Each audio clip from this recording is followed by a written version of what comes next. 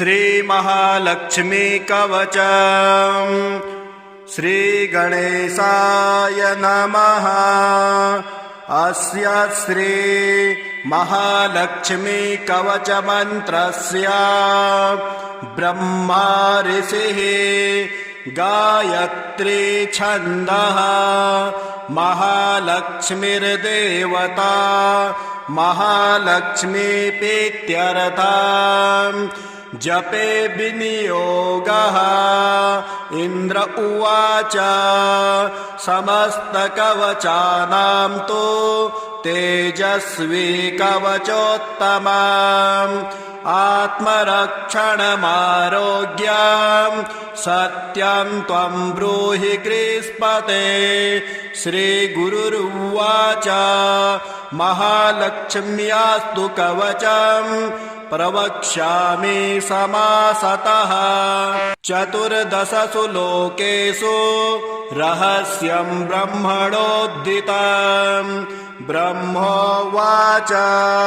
शिरो मे विष्णुपत्नीं च ललाटममृतोद्भवा चक्षुषी सुविशालाक्षी श्रवणे सागराम्बुजा घ्राणं पातु वरारोहा जिह्वा माम्नायरूपिणी मुखं पातु महालक्ष्मीः कण्ठं वैकुण्ठवासिनी स्कन्धौ मे जानुनी पातु भुजौ भार्गवनन्दिनी बाहुं द्वौ द्रविणी पातु करौ हरिवराङ्गना वक्षः पातु च श्रीर्देवी हृदयं हरिसुन्दरी कुक्षिं च वैष्णवी पातु नाभिं भुवनमातृका कटिं च पातु वाराही शक्तिनी देवदेवता उरु नारायणी पातु जानूनी चन्द्रसोदरी इंदिरा पातु जंघे में पादौ भक्त नमस्कृता नखान्तेजस्विनी पातु सर्वांगं करुणामयी ब्रह्मणा लोकरक्षार्थं निर्मितं कवचं श्रियः ये पठन्ति महात्मानस्ते च धन्या जगत्त्रये कवचेनावृताङ्गानां जनानां जयदा सदा मातेव सर्वसुखदा भवत्वममरेश्वरी भूयः सिद्धिमवाप्नोति पूर्वोक्तं ब्राह्मणा स्वयं लक्ष्मीर्हरिप्रिया पद्मा एतत् नामत्रयं स्मरन् नामत्रयमिदं जपत्वा स याति परमां गतिम् यः पठेत् स च धर्मात्मा सर्वान् कामान् वाप्नुयात् शान्ताकारं भुजगशयनं पद्मनाभं सुरेशं विश्वाधारं गगनसदृशं मेघवर्णं शुभांगं लक्ष्मीकान्तं कमलनयनं योगविरधानगम्यं वन्दे विष्णुभवभयहरं सर्वलोकैकनाथं यं ब्रह्मा वरुणेन्द्ररुद्रमरुतः स्तुवन्ति दिव्यैस्तवैः वेदैः साङ्गपदक्रमोपनिषदैर्गायन्ति यं सामगाः ध्यानावस्थित तदगतेन मनसा पश्यन्ति यं योगिनो यस्यान्तं न विदुषुरासुरगणा देवाय तस्मै नमः। हे राम पुरुषोत्तम नरहरे नारायण केशवा गोविन्द गरुडध्वज गुणनिधे दामोदर माधवा। हे कृष्णकमलापते यदुपते सीतापते श्रीपते वैकुण्ठाधिपते चराचरपते लक्ष्मीपते पाहि माम्। आदौ रामतपोवनादिगमनं हित्वा मृगां काञ्चनं वैदेही हरणं जटायुमरणं सुग्रीवसम्भाषणं बाले निर्दलनं समुद्रतरणं लङ्कापुरे दाहनं पश्चाद्रावणकुम्भकर्णहननम् एतद्धि रामायणम्। आदौ देवकी गर्भजननं गोपीगृहे वर्धनं मायापूतनजीवितापहरणं गोवर्धनोद्धारणं कंसोच्छेदनकौरवादिहननं कुन्तीसुतापालनम् एतच्छ्रीमद्भागवतपुराणकथितं श्रीकृष्णलीलामृतम्। कस्तूरीतिलकं ललाटपटले वक्षस्थले कौस्तुभं नासाग्रे वरमौक्तिकङ्करतले वेणुकरे कङ्कणं सर्वाङ्गे हरिचन्दनं सुललितं कण्ठे च मुक्तावले गोपस्त्रीपरिवेष्टितो विजयते गोपालचूडामणिः फुल्लेन्दीवरकान्तिबिन्दुवदनं बर्हावतंसप्रियं श्रीवत्साङ्कुशमुदारकौस्तुभधरं पीताम्बरं सुन्दरं गोपीनां नयनोत्पलार्चिततनुं गोगोपसङ्घावृतं गोविन्दं कलवेणुनादनपरं दिव्याङ्गभूषं भजे शशङ्खचक्रं सकिरीटकुण्डलं सपीतवस्त्रं सरसेरुहेक्षणं सहारवक्षस्थलकौस्तुभं श्रियं नमामि विष्णु शिरसा चतुर्भुजं। त्वमेव माता च पिता त्वमेव बन्धुश्च सखा त्वमेव विद्यां द्रविणं त्वमेव सर्वं मम देव। राम रामेति रमे रामे मनोरमे सहस्रनाम तत्तुल्यं राम नाम वरानने। ॐ हिरण्यवर्णाभरणीं सुवर्णारजतस्रजां चन्द्रामिरण्मयीं लक्ष्मीं जातवेदो महावः तामावः जातवेदो लक्ष्मीमनुपगामिनीं यस्यामिरण्यं विन्देयं गामत्स्वम्भुरुसादहम् अश्वपूर्वामृतमध्यां हस्तिनादप्रबोधिनीं श्रियं देवी बुभुवे श्रीरमादेवी जुषतां कांसोऽस्मितां हिरण्यप्राकारा मार्द्रां ज्वलन्तीं तृप्तां तर्पयन्तीं पद्मे स्थितां पद्मवर्णां तामिहोपहवये श्रयम् चन्द्रां प्रभासां यशसा ज्वलन्तीं श्रियमलोके देवजुष्टामुदारां तां पद्मदेवीं शरणं प्रपद्ये अलक्ष्मीर्मेधस्यतां त्वां वृणे। आदित्यवर्णे तपसोऽधि जातो वनस्पतिस्थौ वृक्षोत बिल्वः तस्य फलानि तपसा नुदन्तुं मायान्तरायश्च बाह्या लक्ष्मीः उपैतु मां देवसखः कीर्तिश्च मणिदासः प्रादुर्भूतोऽस्मि राष्ट्रेऽस्मिन् कीर्तिवृद्धिं ददातु मे। क्षुद्पिपासाबलां ज्येष्ठां मलक्ष्मीं नाशयाम्यहम् अभूतिमसमृद्धिं च सर्वां निर्दमे गृहात् गन्धद्वारां दुराधरसां नित्यपुष्टां करीषिणीम् ईश्वरीं सर्वभूतानां तामिहोपवये श्रियम् मनसः काममाकुतिं वाचा सत्यमसीमहि पशूनां रूपमन्धस्य मयि श्रीः श्रयतां यशः कर्दमेन प्रजाभूता मयि सम्भव कर्दमः श्रियमुवास मे कुले मातरं पद्ममालिनीम् आपः श्रियन्तु स्निग्धानि चिकलेतमस मे गृहे निजदेवीं मातरं श्रियमुवासय मे कुले आर्द्रां पुष्करणीं पुष्टिं पिङ्गलां पद्ममालिनीं चन्द्रां हिरण्यमयीं लक्ष्मीं जातवेदो आवह आर्द्रां व्याकरणीं यष्टिं सुवर्णां हेममालिनीं सूर्यां हिरण्यमयीं लक्ष्मीं जातवेदो आवह ताम आवह जातवेदो लक्ष्मीमनुपगामिनीं यस्यां हिरण्यं प्रभूतं गावो दास्यो स्वान् विन्देयं गुरुसादां या शुचि प्रयतो भूत्वा जुह्याद्याज्यमन्वहं सूक्तं पञ्चदशरचं च श्रीकामः सततं जपेत् पद्मानने पद्म ऊरु पद्माक्षि पद्मसम्भवे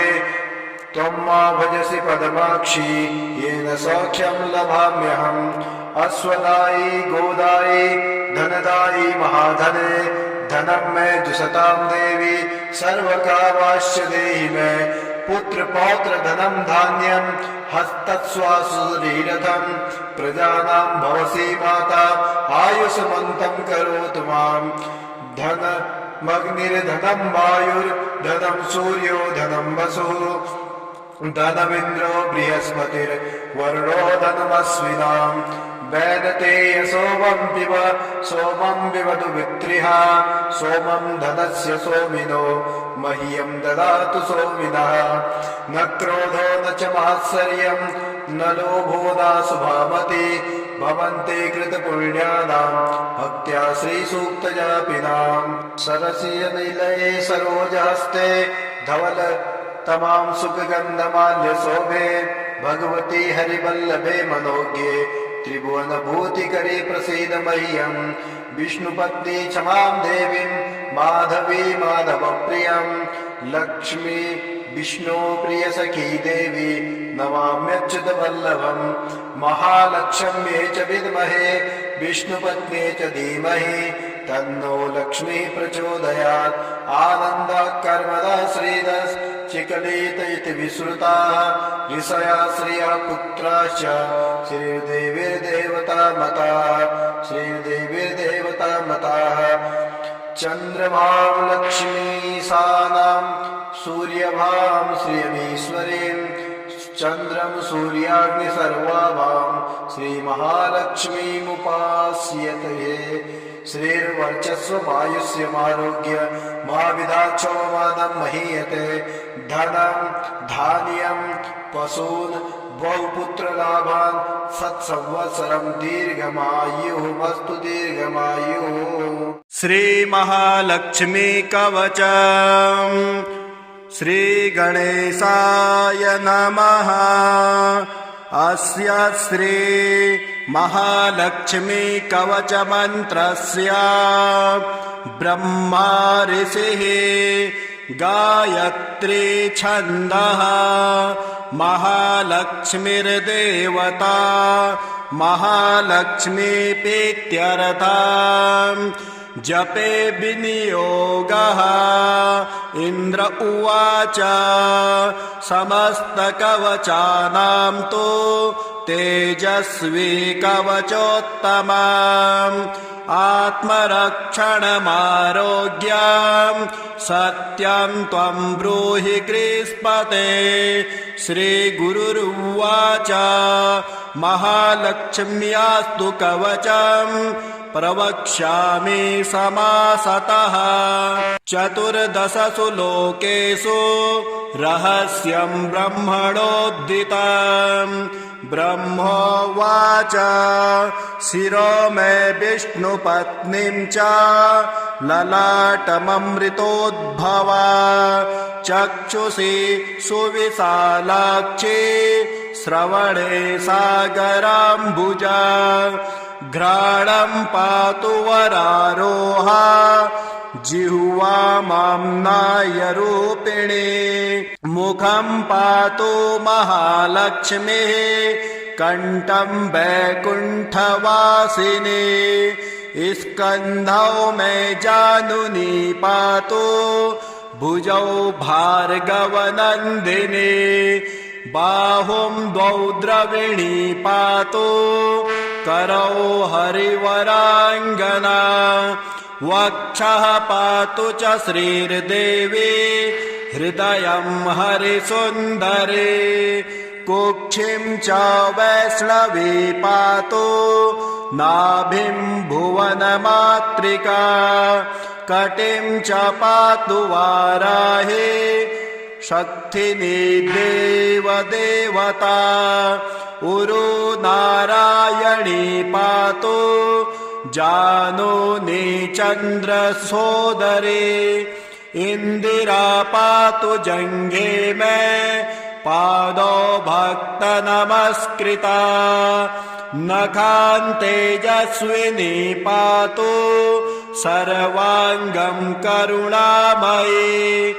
ब्रह्मणा लोकरक्षार्थं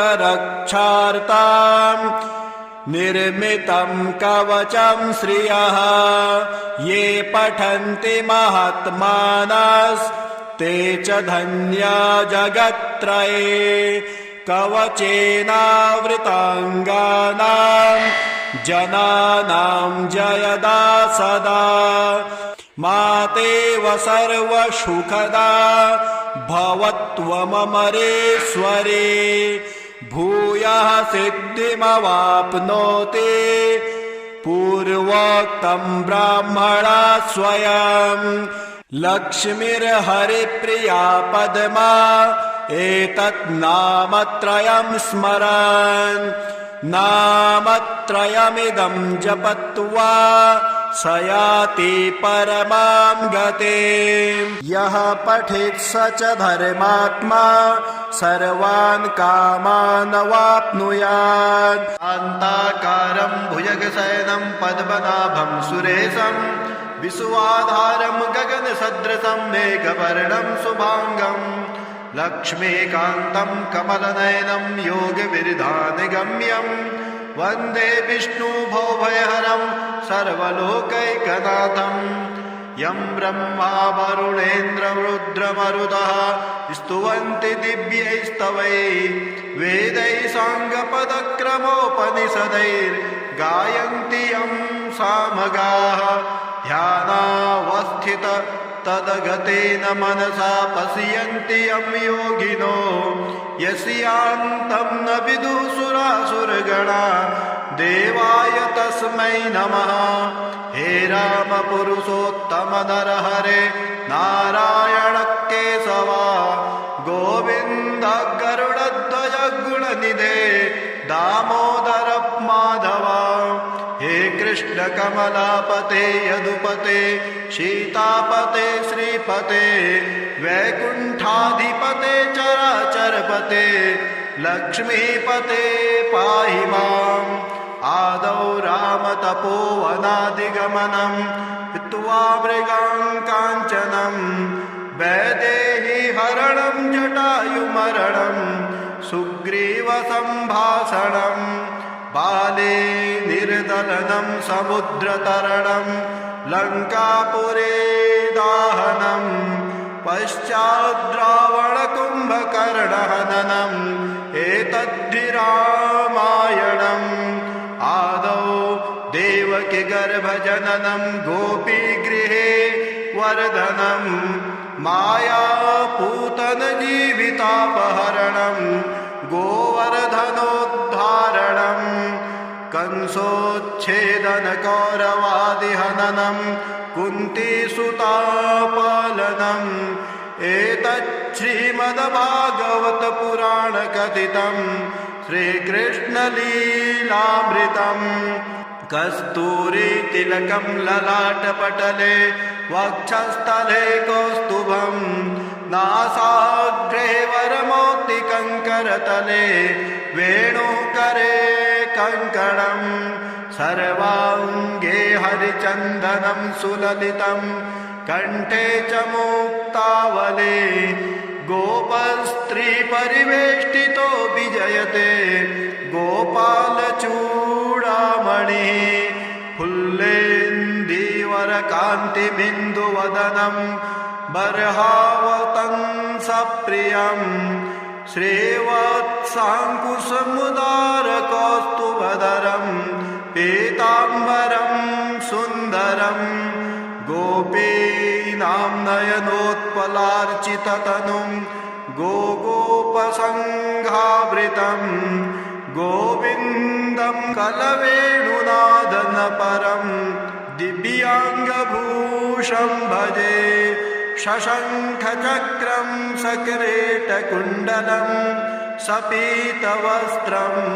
सरसेरुहेक्षणं सहारवक्षस्थलकौस्तुभं श्रियं नमामि विष्णु शिरसा चतुर्भुजं त्वमेव माता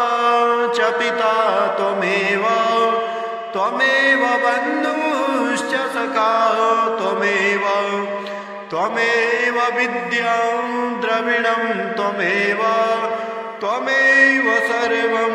मम देव राम रामेति रमे रामे मनोरमे सहस्रनाम तत्तुल्यं राम नाम वरानने। ॐ हिरण्यवर्णाभरणीं सुवर्णारजतस्त्रजां चन्द्रामिरण्मयीं लक्ष्मीं जातवेदो महावः तामावः जातवेदो लक्ष्मीमनुपगामिनीं यस्यामिरण्यं विन्देयं गामत्स्वम्भुरुसादहम् अश्वपूर्वामृतमद्यां हस्तिनादप्रबोधिनीं श्रियं देवी बुभुवे श्रीरमादेवी जुषतां कांसोऽस्मितां हिरण्यप्राकारा मार्द्रां ज्वलन्तीं तृप्तां तर्पयन्तीं पद्मे स्थितां पद्मवर्णां तामिहोपहवये श्रयं चन्द्रां प्रभासां यशसा ज्वलन्तीं श्रियमलोके देवजुष्टामुदारां तां पद्मदेवीं शरणं प्रपद्ये अलक्ष्मीर्मेधस्यतां त्वां वृणे आदित्यवर्णे तपसोऽधि जातो वनस्पतिस्थौ वृक्षोत बिल्वः तस्य फलानि तपसा नुदन्तु मायान्तरायश्च बाह्या लक्ष्मीः उपैतु मां देवसखः कीर्तिश्च मणिदासः प्रादुर्भूतोऽस्मि राष्ट्रेऽस्मिन् कीर्तिवृद्धिं ददातु मे क्षुद्पिपासाबलां ज्येष्ठां मलक्ष्मीं नाशयाम्यहम् अभूतिमसमृद्धिं च सर्वां निर्दमे गृहात् गन्धद्वारां दुरादर्शां नित्यपुष्टां करीषिणीं ईश्वरीं सर्वभूतानां तामिहोपवये श्रियं मनसः काममाकूतिं वाचा सत्यमसीमहि पशूनां रूपमन्धस्य मयि श्रीः श्रयतां यशः कर्दमेन प्रजाभूता मयि सम्भव कर्दमः श्रियमुवास मे कुले मातरं पद्ममालिनीम् आपः श्रियन्तु स्निग्धानि चिकमेतमस मे गृहे निजदेवीं मातरं श्रियमुवासय मे कुले आर्द्रां पुष्करणीं पुष्टिं पिङ्गलां पद्ममालिनीं चन्द्रां हिरण्यमयीं लक्ष्मीं जातवेदो आवह आर्द्रां व्याकरणीं यष्टिं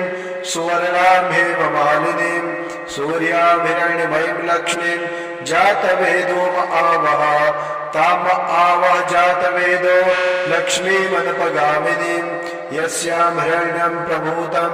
गावो दास्यो स्वान् विन्देयं गुरुसादां या शुचि प्रयतो भूत्वा जुह्याद्याज्यमन्वहं सूक्तं पञ्चदशरचं च श्रीकामः सततं जपेत् पद्मानने पद्म ऊरु पद्माक्षी पद्मसम्भवे त्वं मा भजसि पद्माक्षी येन सौख्यं लभाम्यहम् अश्वदायी गोदायी धनदायी महाधने धनं मे जुषतां देवी सर्वकामाश्च देहि मे पुत्र पौत्र धनं धान्यं हस्तस्वासुरीरथं प्रजानां भवसि माता आयुष्मन्तं करोतु मां धन मग्निर्धनं वायुर्धनं सूर्यो धनं वसुः धनमिन्द्रो बृहस्पतिर्वरुणो धनमश्विनाम् वैनतेय सोमं विवतु वित्रिः सोमं धनस्य सोमिनो मह्यं ददातु सोमिनः न क्रोधो न च मात्सर्यं न लोभो नाशुभामति भवन्ते कृतपुण्यानां भक्त्या श्रीसूक्तजापिनाम् सरसीयनिलये सरोजहस्ते धवल तमां सुखगन्धमाल्यशोभे भगवती हरिवल्लभे मनोज्ञे त्रिभुवनभूतिकरे प्रसीद मह्यम् विष्णुपत्नी क्षमां देवीं माधवी माधवप्रियं लक्ष्मी विष्णुप्रियसखी देवी नमाम्यच्युतवल्लभम् महालक्ष्म्ये च विद्महे विष्णुपत्न्ये च धीमहि तन्नो लक्ष्मी प्रचोदयात् आनन्दकर्मदा श्रीदस् चिकलित इति विश्रुताः ऋषया श्रियः पुत्राश्च श्रीर्देवीर्देवता मताः चन्द्रभां लक्ष्मीसानां सूर्यभां श्रियमीश्वरीं चन्द्रं सूर्याग्निसर्वाभां श्रीमहालक्ष्मीमुपास्यते श्रीर्वर्चस्वमायुष्यमारोग्य मा विदाक्षो मादं महीयते धनं धान्यं पशून् बहुपुत्रलाभान् सत्संवत्सरं दीर्घमायुः मस्तु दीर्घमायुः।